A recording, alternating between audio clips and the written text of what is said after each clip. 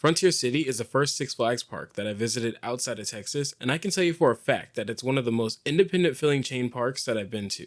Despite its small collection of roller coasters and attractions, this park portrays something that both Over Texas and Fiesta Texas doesn't offer, and that is true cohesion. And I'll explain what that means, and at the same time give out my impressions of the coasters here at Frontier City. My name is Avery, and this is United Coasters. Beginning with a brief history, Frontier City opened in 1958 by James Burge in Oklahoma City, right off of Interstate 35. Over the next couple of decades, Frontier City passed through many hands of ownership, from the Tierco Group to Premier Parks and eventually getting added to Six Flags in 2018. Today, the park stands as a true Western-themed park similar to Silver Dollar City in Branson, Missouri, with a theme coherent throughout the park, although some flat rides like Casino do break that immersion, not to mention the entire separate kids area named Timbertown. Noting that the most recent ground-up roller coaster added to this theme park, Frankie's Mine Train, was in 2019, Six Flags made minimal contributions to Frontier City as of now. And before you ask, no, I didn't get the credit for Frankie's Mine Train, as it's a kiddie coaster. Frontier City exudes the feeling of a local park, and the lack of corporate branding from Six Flags is evident with the few advertisements and the Western theme that runs throughout the park. Going into the coasters a bit more, Frontier City has a fairly balanced collection of coasters, ranging from new to rare. Starting at the very front of the park, borderlining as a parking lot coaster, you have the only launch coaster here with Diamondback. This Aerodynamics Launch Shuttle Loop coaster is one of only two currently operating in the US, with the other being Sidewinder at Elitch Gardens in Denver, Colorado. It's also the relocation of one of the coasters that made up Lightning Loops at Six Flags Great Adventure in New Jersey. Diamondback uses two electric winches to launch riders down and through a vertical loop, both forwards and backwards, to get back to the station. The coaster's small footprint doesn't stop it from providing some great airtime, and despite its age, Diamondback has smooth transitions going in and out of the loop on both passes. To be honest, I was blown away by the speed of the launches and how they completely took me by surprise. In terms of thrills, Diamondback offers the most excitement in this park, but that excitement comes with the cost of quantity for ride elements. This coaster is short, but the speed and intensity more than make up for it. Going further into Frontier City, you come across one of the newer additions and one of the only two ground-up coasters in this park, Steel Lasso.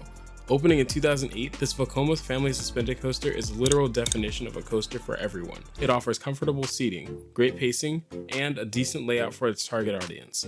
After ascending the 49-foot lift hill, you descend slightly to the right before rising to the left and traveling over the initial drop. You then drop into a low to the ground right turn before straightening out and entering into the finale, a slight descending helix back into the station.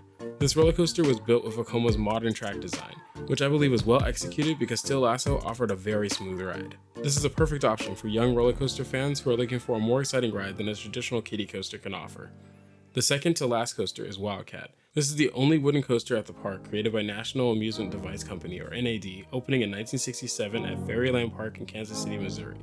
After standing but not operating for over a decade, this out-and-back wooden coaster was relocated to Frontier City in 1991, where it's currently touted as one of the most popular coasters in the park.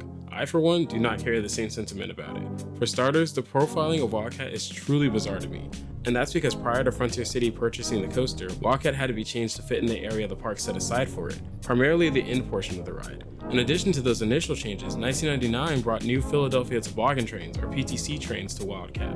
Along with the change of trains, the layout was again modified with a more gradual first drop and a gradual rise into the beginning of the return trip. After climbing a 75-foot lift hill, you descend the first drop, which provides a little airtime before you're subjected to rather an intense amount of jackhammering. And there's considerable amounts of jackhammering throughout the drops, most likely due to the profiling changes made throughout its tenure.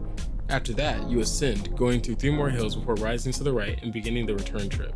The turnaround puts you almost perpendicular to the last drop, a fact that most riders would have missed in the past because Wildcat used to have a tunnel at this point. The tunnel is long gone now, but its supports for it can still be seen today. You then undergo one final drop before popping up and abruptly entering the block brakes. It's there where Wildcat will hold the train until the station is clear, and your ride will resume going back into the station. As I mentioned before about the pre-relocated coaster modifications, the last part of this coaster is kind of a buzzkill due to it stopping riders on the brakes. Wildcat left me with very little pros, besides a decent pops of floater airtime on the hills.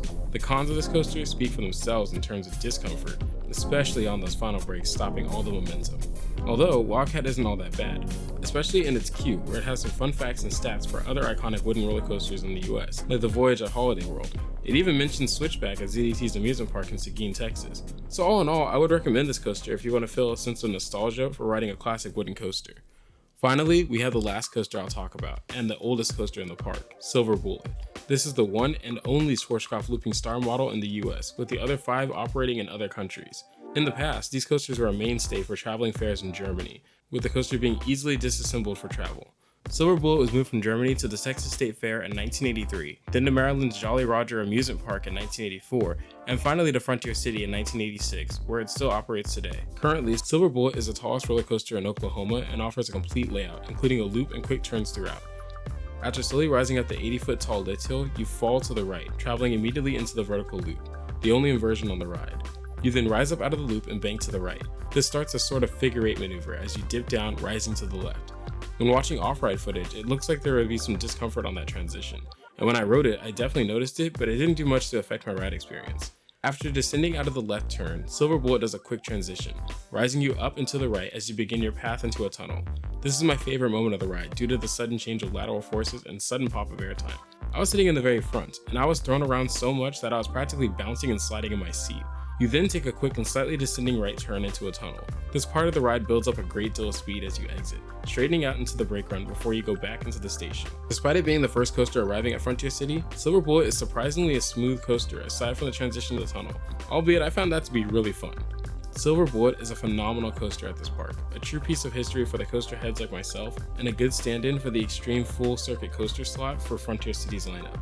Overall, Frontier City is a park that should not be overlooked when looking at Six Flags as a whole. Both on paper and now from our personal experience, I can tell you that the coaster lineup does need work. However, this could only happen if Six Flags sees an increase in attendance to this place.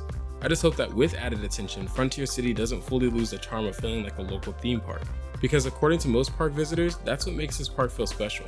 Frontier City is the only full-fledged theme park in Oklahoma, with most of its local visitors never going to another park because of its remote location. This is all the more reason why this park should invest in acquiring new roller coasters here, and more importantly, why you should visit Frontier City. If you agree, disagree, or just want to talk about your experiences at this park or roller coasters in general, don't be shy to leave a comment below and let me know what you think. And if you got anything out of this video, I would really appreciate it if you left a like and subscribe. It would mean the world to me. Lastly, I just want to say thank you for watching, and remember to stay united.